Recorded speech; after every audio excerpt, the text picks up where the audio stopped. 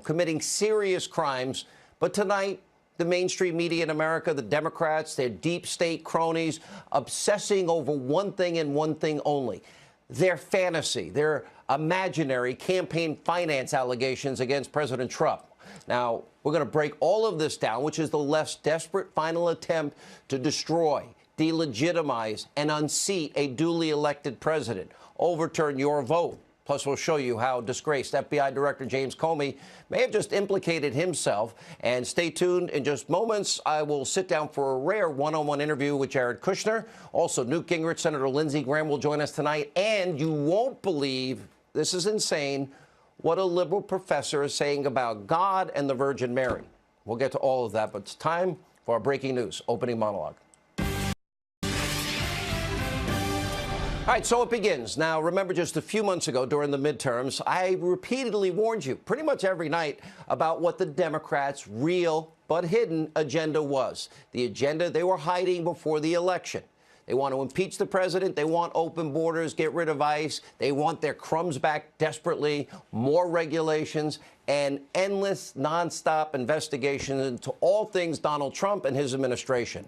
Now, every night as we go over the news, I want you to look at things from a different perspective. As we talk to these new newsmakers on the Democratic side, ask yourself very important questions, because you're going to come to a conclusion pretty quickly, I think. Are those in power that we show you every night, ask yourself, is what they are doing good for this country? Do their comments, do their remarks, do their actions, do they strengthen the country? Will what they're doing, will it improve the lives of the American people, help the American people, advance our country's interests? Now, you can forget about a red state, blue state, Democrat, Republican, conservative, liberal, left, right, doesn't matter. Is what you're seeing good for the United States of America and the American people? Because as we speak, there are some in this country so filled with anti-Trump rage every second, every minute, every hour of every day, that they're willing to say and to do anything to destroy the president, his family, delegitimize the 2016 election, even if America and we the people suffer as a result. Now, many months ago, I identified what I call the 5 forces that are actively working against the president. Obviously, it's Democrats. They hate him. Then you have, of course, the establishment media. They hate him. Never Trumpers. They want to be justified in, well, not being a part of electing somebody who has governed conservatively, establishment Republicans that are weak, and the deep state. And for almost 2 years, they have been totally obsessed, as we all know by now, Russia, Russia, Russia, with a few intermittent distractions like Stormy, whatever else.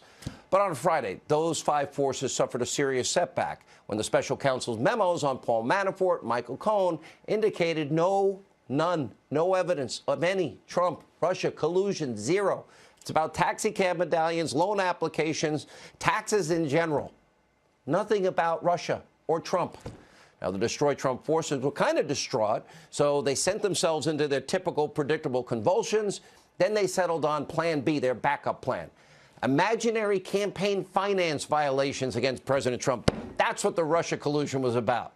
And in their sad and hate-filled world, Michael Cohen's guilty plea to making illegal campaign contributions will surely result in the end of President Trump once and for all, or so they say. Let's take a look at this manufactured but predictable hysteria. This is a man who came in and said, I'm bigger than the House. I'm bigger than the intelligence community. I'm bigger than checks and balances. I'm bigger than the judicial community. I'm bigger than the free press. And he's going to pay for that the rest of his life. When immigrants procure their citizenship by fraud, we strip them of their citizenship. When a president procures his presidency by fraud, should we consider doing the same? I think the American people would support impeachment.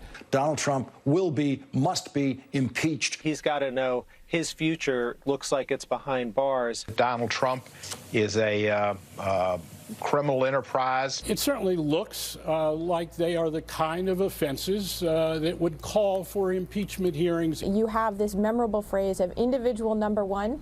You know, it's going to go down, I think, in the history books, along with some of those memorable Watergate phrases. He may be the first president in quite some time to face the real prospect of jail time. When the evidence becomes so clear that you very likely have a criminal sitting in the Oval Office, what is the Congress left to do at that point?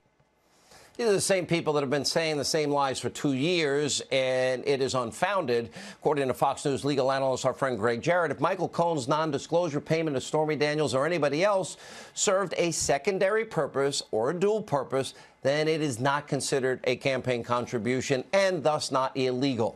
In other words, if the payment benefited the Trump organization, the Trump brand name, even President Trump on a personal or family level, that's not against the law. It's as simple as that. And the president summed it up pretty perfectly on Twitter, writing, quote, "There was no collusion, so now the Democrats go to a simple private transaction, wrongly call it a campaign contribution, which it was not, but even if it was, it is only a civil case like Obama's, but it was done correctly by a lawyer, and there would not even be a fine, lawyer's liability, if he made a mistake, not me." Cohen just trying to get his sentence reduced, witch hunt. Now remember, Cohen changed his story on this particular issue, and it's fascinating because the liberal media and the Democrats, they only want to pick the version that fits their desired political goal. They didn't believe him the first time. He even initially stated that the Daniels payment, for example, came out of his own pocket without the president's knowledge. And sadly, most of his alleged crimes do include lying and fraud. But the media wants to believe Cohen now. They don't like Michael Cohen. They've never liked Michael Cohen, and they're not his friend today. And meanwhile, the president has acted in accordance with the law, committed no criminal campaign finance violation, and he sure as hell never colluded with Russia, which is what this was supposed to be about. But then we have disgraced FBI Director James Comey. He's never let the presumption of innocence get in the way of his complete and total obsessive hatred for President Trump. Last night, he called on Americans to oust President Trump with, quote, "every breath we have." But he's not biased at all. Take a look. All of us should use every breath we have to make sure that the lying stops on January 20th, 2021. Oh, I guess he doesn't have a political agenda. The same guy that leaked information to get Robert Mueller appointed. Oh, that's the same Comey that might have espionage issues himself by releasing those documents, and the same guy that, well, may be in trouble himself with the law. I have some advice for Jim Comey. Don't throw stones from a glass house. It's December, but the year of the boomerang is not quite over. Now, late last week, Comey testified behind closed doors on Capitol Hill about the multitude of serious controversies surrounding his leadership at the FBI, including FISA abuse, his handling of the Clinton investigation. And for a man who claims to have such integrity, such a great memory, he seemed to have a really hard time answering questions or remembering anything that mattered. In fact, many of those in the room accused him of using his attorneys to run interference, while another 245 times he says he can't remember in one shape, manner, or form. The Republicans came out and said that a government lawyer sort of ran interference and shut down specific lines of questioning. Did that happen? And if so, what topics were not discussed? When you read the transcript, then I think you will not see that happening. And he did admit, by the way, that the Steele dossier was never verified. You know, the bulk of the FISA application, we'll get to that in a second. So another lie from James Comey. Now, the transcript is out. It was happening over and over and over again, 250 times. According to Trey Gowdy, during his testimony, he answered, "I don't recall," 71 times. Get this. He stated, "I don't know," an additional 166 times. One lawmaker reportedly said, quote, "His memory was so bad, I feared he might not remember how to get out of the room after the interview." Another claimed, quote, "It was like he suddenly developed Alzheimer's after conveniently remembering enough facts to sell his book." Pretty awful. A lot of selective amnesia from someone who claims to be an innocent man. But even more troubling is this, is something Comey actually said during this hearing. According to this transcript from Friday, he admitted Hillary's bought and paid for dirty Russian dossier, the one that was used to commit a fraud 4 separate occasions on FISA courts, was never verified either before or after the FISA warrant application. Let me explain this. In other words, the FBI and the DOJ had zero idea if what they were using to get one of the hardest warrants to get, a FISA warrant, zero clue whether any of the evidence was credible, true, and corroborated, which by law and by protocol must happen as a matter of course. They spied on an American citizen, trampled on his Fourth Amendment constitutional rights, a Trump campaign associate, with information paid for by the Clinton campaign and the DNC that we now know is completely and totally unverified.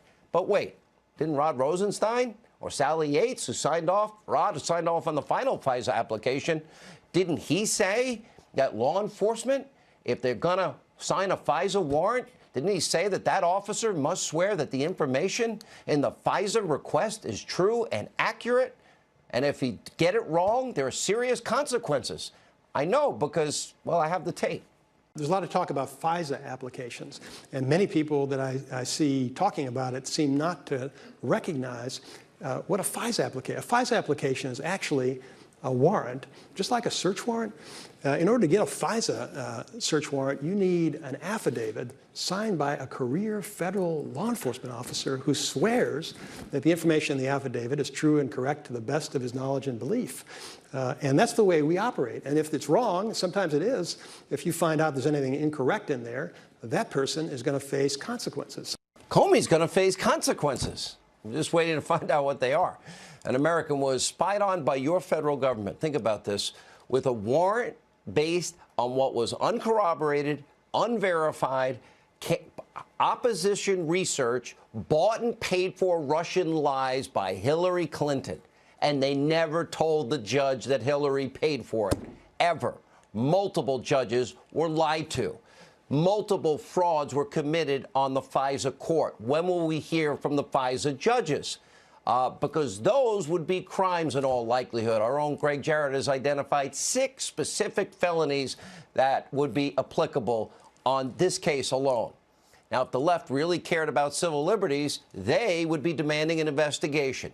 They would care about equal justice under the law, equal application of our laws, and our constitutional rights. But like with everything else to destroy Trump forces, they're willing to put all their hatred for the president above everything else. For them, it's always politics. That trumps, no pun intended, all. It's the very reason they tried to ruin Justice Kavanaugh's life without any due process, without any presumption of innocence, on a case that had happened 36 years prior. But at the same time, they barely yawned, said nothing over recent abuse allegations, physical, emotional, against Keith Ellison, their number 2 at the DNC. Many of these same people love Bill Clinton. None of them spoke out about Michael Avenatti. If you're a Democrat, you don't get the Kavanaugh treatment. It's the very reason why they obsess about Russia for years, but they ignore the Uranium One scandal, where Vladimir Putin had a network inside of this country, the foundational material of nuclear weapons, for crying out loud. 20% of America's foundational material for nuclear weapons. Putin's network in America, we have a spy in there that's chronicling bribery, kickbacks, money laundering, extortion. And he's telling the FBI, oh, then Robert Mueller. But the deal still went through. Hillary approved it. And guess what? Her foundation ended up, for people involved in that deal, $145 million given to the Clinton Foundation. And yeah, some of that uranium left the United States. Where's the outrage over that serious Russia scandal? Why would we ever allow Putin's thugs in America to get a hold of our uranium, and we don't even have enough uranium as a country? Where's that investigation? And in the case of Hillary's dirty dossier, okay, same year, 2016, Russian influence, her campaign funneled millions of dollars, through a law firm. I bet if Manafort or Michael Cohen did it, they'd be arrested. But anyway, then using an op research firm, hiring a foreign national who uses questionable spies from Russia, Christopher Steele, puts together research from his sources in Russia. The dossier is based on Russian lies paid for by Hillary, literally leaked to the American people to influence the 2016 election. I thought we were investigating Russian influence in the election. No investigation into bought and paid for lies to influence the American people. So you think about this when you turn on these other networks or pick up a newspaper. You know, you think about this if you listen to any Democrat across this country in their sanctimony, in their lectures, talk about campaign finance. There's no Trump-Russia collusion, but we have major mistakes. Let's see, Vladimir Putin. Tell Vladimir I'll have more flexibility after the election. Dmitry Medvedev. Or the Uranium One deal. Or what we were just talking about, and that relates to the dossier. Joining us now, South Carolina Senator Lindsey Graham. Senator, I have one big question. You're laughing? That's a lot to unpack. That was pretty good. That was good. I don't trust Putin. I think he's a thug. I think he sent his thugs here. We had a FBI spy in his network. He's trying to get a foothold in our uranium industry. Bribery, kickback, money laundering. We all knew about it, but they still signed off on that deal, and Hillary benefited through the foundation. She paid for a Russian dossier full of lies, absolute lies that were disseminated to the American people. Where's that investigation, Senator? Well, we should have had a special counsel appointed a long time ago to look at all things Clinton. So here's what I will do if I'm the chairman of the Judiciary Committee in the Senate next year. I'm going to look at the FISA warrant application. How much of it was based on the dossier? Was there any information beyond the dossier offered to get the warrant? And if the dossier was unverified, how could you swear to the court it was accurate? Somebody misled the court. So I promise you and your listeners that we're going to find out how this warrant was issued. How could a judge determine there was probable cause if the only document was the dossier that was unverified? How did the system break down? Senator, I got to be honest. Not only did it not break, that information was pushed out to the American people. They didn't verify it, nor did they tell the court something I believe is pertinent, that Hillary paid for it. Why would they not why would they hide that from the court? So to issue a warrant against an American citizen to surveil them under the FISA statute, the judge has to believe there's probable cause that the person is connected to a foreign entity. If the document that the judge was given was paid for by a political party and the opposing candidate, and it was never verified, and it's not verified to this day, what happens to those who submit the document to the court? If they're not punished, you're going to reinforce doing this in the future. Imagine if it was the Trump campaign, the RNC hired a foreign agent to get a political dossier against Clinton given to the court that turned out to be a bunch of garbage. It'd be front page news all over the world. We're not going to let this go because it's important to the American people that the FISA warrant application process Let me ask you this. correctly. Will we get to the bottom? Obviously, Comey's biased and wanted Hillary to win, as was Peter Strzok, who interviewed her, who thought that she should win $100 million to zero. My question is, are we going to now go back to the investigation into her illegal server with classified and top secret information on it, too? Are we going to get into the Uranium One? How did that ever happen? Was there a quid pro quo? And who would appoint the special counsel? Would it be the new attorney general? Can the president do it? Can you do it? Well, it'd be the new attorney general. And here's, I think, what's frustrating to you and others is that when Mueller's done, nobody can doubt that Trump was looked at very hard. They're trying to flip people right and left. None of that was done during the Clinton investigation. As a matter of fact, the people involved in investigating Clinton wanted her to win and Trump to lose. So we've never had the same scrutiny. I hope in the future that's corrected. Last question. Can the president get the you're telling the president hold out for the $5 billion for the wall, or don't do the deal? Dig in, don't give in, get the $5 billion, put DOC on the table, make them say no to wall funding, make them say no to relief for the DACA recipients. Stay strong, Mr. President. You got you're on the right side of this issue. All right, Lindsey Graham, good to see you. Thank you. And coming up, a rare exclusive one-on-one interview with senior advisor to the president. Doesn't do many interviews, Jared Kushner. He's next. Also, Newt Gingrich tonight. And the war on Christmas may be worse than ever. Straight ahead.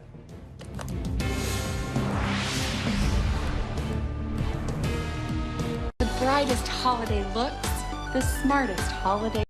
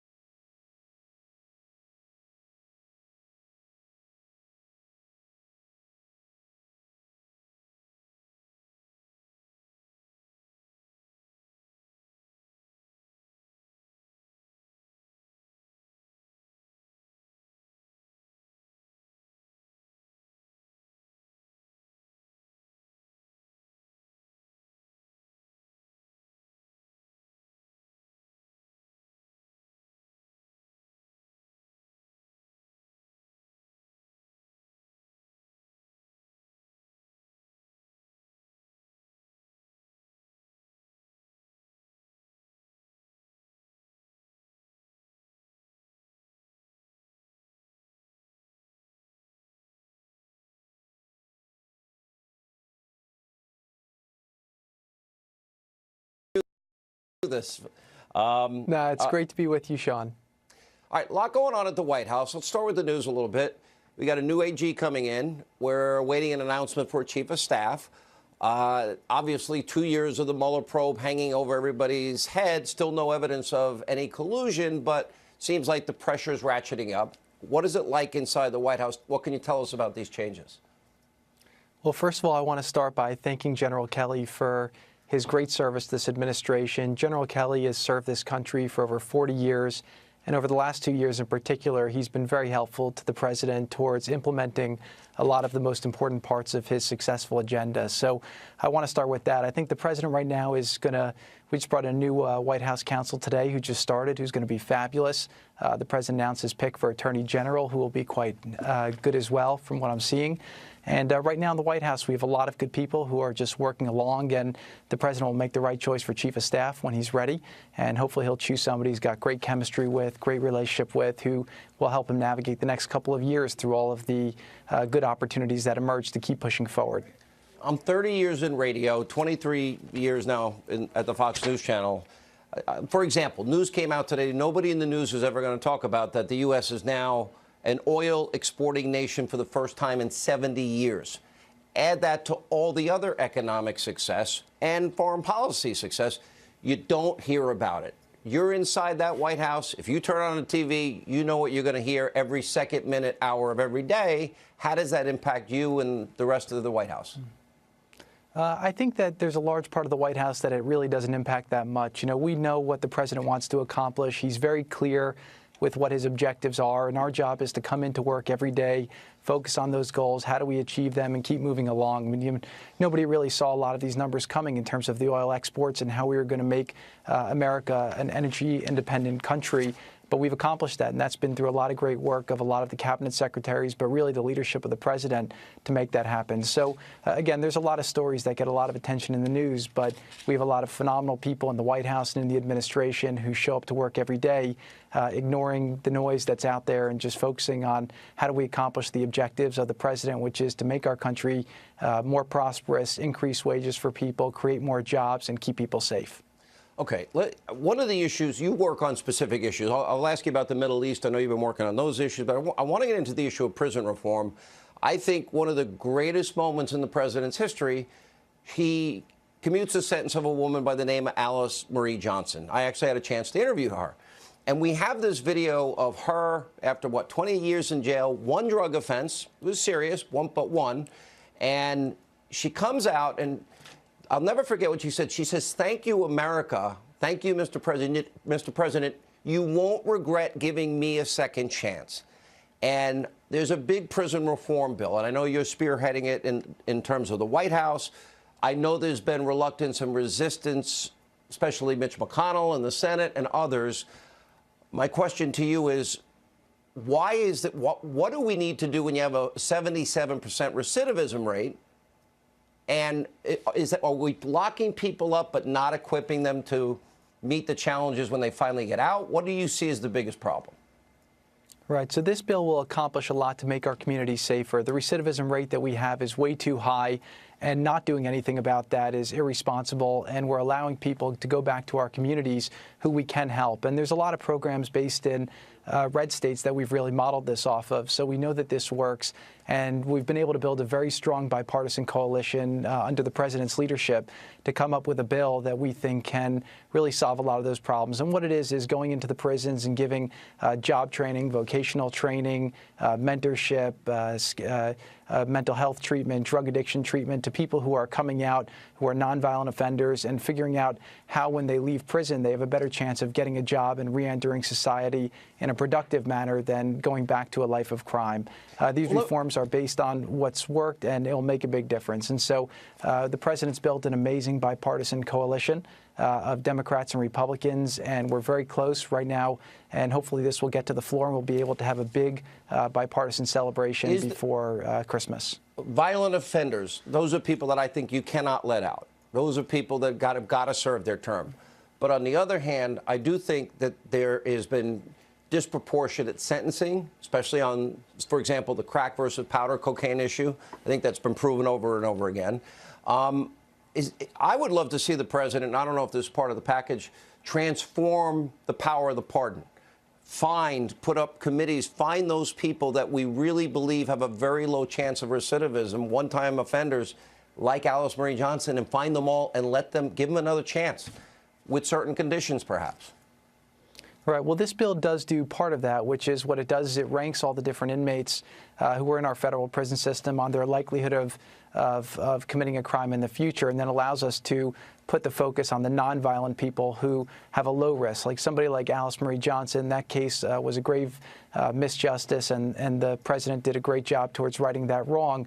That case really touched his heart, and that was something where he realized that there was no reason for taxpayers to be paying to house somebody like Alice when she could be out in society, being a good role model for others, and taking the mistakes that she made and figuring out how to show other people not to make those same mistakes. Look, we have a great criminal justice system in this country. It's the best in the world, but it's still far from perfect. And this bill will do a lot to correct some racial disparities that we have in our system. Can we save money? More. Can we save the taxpayers' money in the process? Yeah, absolutely. You know, we're putting too much money towards warehousing people who we don't need to be warehousing. That money instead should be going to law enforcement on the front lines to keep our communities safe. And if we do this right, as we've seen in a lot of these Republican states, we've been able to reduce crime and also reduce cost, which is why this is something that's good. And again, this is a policy that we've been able to bring a lot of very smart people together. We've got a great coalition. And the reason we've been able to do that is because it's a data-driven model, and it's based on things that work and have worked before. Last question. Another area I know that you've been interested in is the Middle East. You've been on a number of trips. You've been to Jordan, Egypt, Israel, Saudi Arabia. You have talked to all these people. It seems like there's a moment where there is a new alliance or coalition emerging against Iranian hegemony and a potentially nuclear-armed Iran. Has that process been hurt as a result of the Khashoggi killing? What is the status? I know 17 individuals are being held responsible. And do you feel that we will get to the bottom of it if we haven't already? I think our intelligence agencies are making their assessments, and we're hoping to make sure that there's justice brought where that should be. We're focused now on the broader region, which is figuring out how to hopefully bring a deal together between the Israelis and the Palestinians. That conflict has gone on for way too long. The president's been very focused on trying to bring all the different parties together, and we're hopeful in the next couple of months we'll put out our plan, which, again, not every side is going to love, but there's enough in it and enough reasons why people should take it and move forward. And this plan will keep the Israeli people safe, give them a good future, but also give a real opportunity and hope for the Palestinian people so that they can live much better lives. I've been saying a lot that you shouldn't be hijacking your children's future because of your grandparents' conflict. And this is a conflict that's been going on for way too long, and the way that people are living in Gaza and in the West Bank right now is not acceptable, and there's a lot we can be doing to improve their quality of life, but it comes with resolving some of these core issues. And it's not just the Israelis that want it, it's not just the Palestinian people who want it, it's all the people I speak to throughout the entire Middle East who'd like to see this issue resolved so that they can start focusing on a brighter future. All right, Jared Kushner, thanks for being with us. Appreciate your time. When we come back, disgraced FBI Director James Comey set to face lawmakers again next week. Catherine Herridge has a full report. Also, Newt Gingrich weighs in. And later, an unbelievable story about a professor and what that professor said about the Immaculate Conception and the Virgin Mary. Yeah, you can predict how bad it is.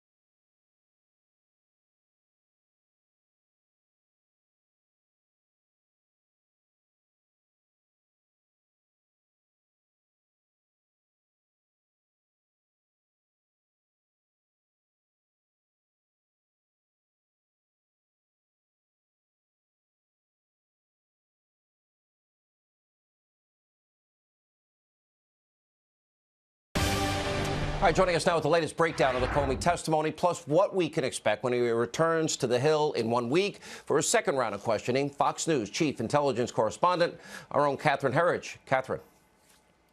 Sean, this 235-page transcript shows the FBI put 4 Americans connected to candidate Trump under investigation at the height of the presidential campaign. 10 months into that investigation, with intelligence from a surveillance warrant, 2 senior FBI officials, former lawyer Lisa Page and now Director Comey, testified collusion was unproven when special counsel Robert Mueller was appointed in May 2017. Comey said of the FBI Russia investigations, quote, "We opened them in late July, didn't know whether we had anything. In fact, when I was fired as director, I still didn't know whether there was anything to it."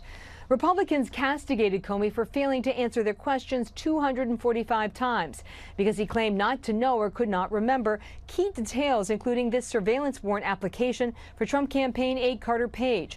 It says verified application, which means the information is vetted.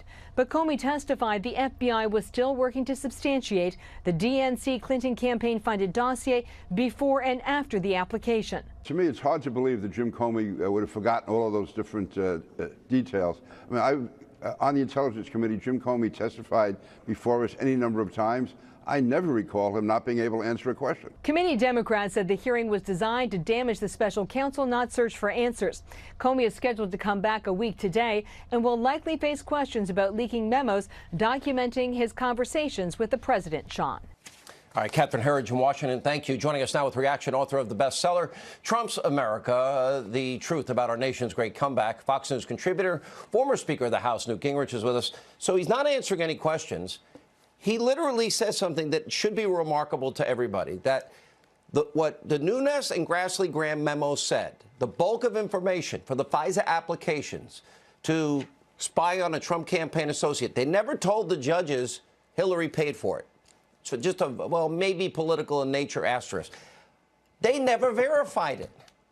And then if you listen to everything else that he says, how do you get a FISA warrant by committing a fraud like that on the court?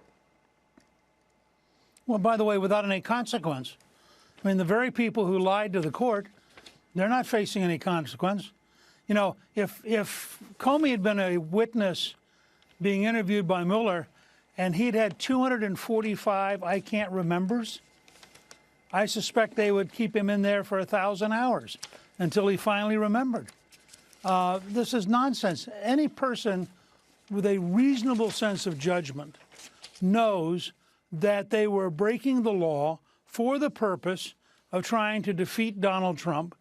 And then when Trump won anyway, they went on breaking the law, including illegally leaking things. And this isn't, it's hard, as a historian, it's hard to explain how unique it is to have the head of the Federal Bureau of Investigation this deeply engaged, this dishonest, this patently fraudulent. I mean, nobody believes he didn't know 245 times. And I think that it is a really sad commentary on how sick the system has gotten. The Russians were invited to interfere in our election with what we now know to be fake information that Hillary and the DNC she was running paid for the dossier that even the dossier's author doesn't recognize as truth. He said, well, maybe when pushed under oath. And then Comey goes, he admits the dossier is unverified. They literally did this 4 times. They signed their name to this. And nobody had bothered to look to find out that it was nonsense. And when you look at when this Russia investigation into Trump begins, in July of 2016, by May, both Lisa Page and James Comey said there was still no evidence. Then they appointed Mueller, I guess, to find it, because they couldn't find it. Look, I mean, let's be very clear here. If we had any sense of equal justice, everything Comey's done would, in fact, from the standpoint of Mueller, would have Comey right now lined up for a whole series of felony charges. These things, you're right. He's signing documents which it is illegal to sign, knowing that they're false. And now he's telling us he didn't know the things he said in the document. Well, in any reasonable system, Comey would now be guilty, I think, by his own admission of a series of felonies, including what they're going to ask about next week, which is having leaked things, which is illegal. But it tells you what a one-sided political witch hunt Mueller's engaged in, that all of these things go on, and somehow it never quite becomes important. But going after General Flynn after his 35 years of risking his life for America, that's okay, even though nothing Flynn has been accused of is comparable to what Comey now has admitted. What Comey's admitted, what Clinton has done, the Russian dossier, the Uranium One deal. I mean, I begin to worry here. And then you see a media in total meltdown, freak-out mode, screaming every second, minute, and hour of the day impeachment. Because they couldn't get what they wanted in Russia. Now they're actually suggesting it's a campaign finance violation. And they want to believe Michael Cohen's news story about the deal that he put together that he said the president didn't know about, and he paid it out of his own money. But now they'll take the second version and go with that as gospel truth. Well, as I said on your radio show today, and my newsletter on Wednesday will be all about this, I believe we should challenge Mueller to release all 70 hours of his interviews with Cohen. We ought to find out how often did they blackmail him? How often did they threaten him? How many different stories did he tell? Why did they only believe the one that suits their purpose?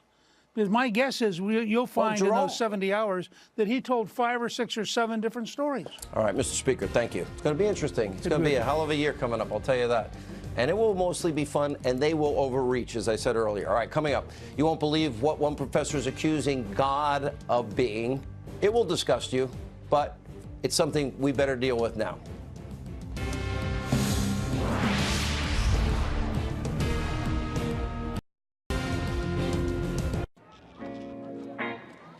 Today, back pain can't win. Now introducing Aleve Back and Muscle Pain. Only Aleve targets tough pain for up to 12 hours with just one pill. Aleve Back and Muscle.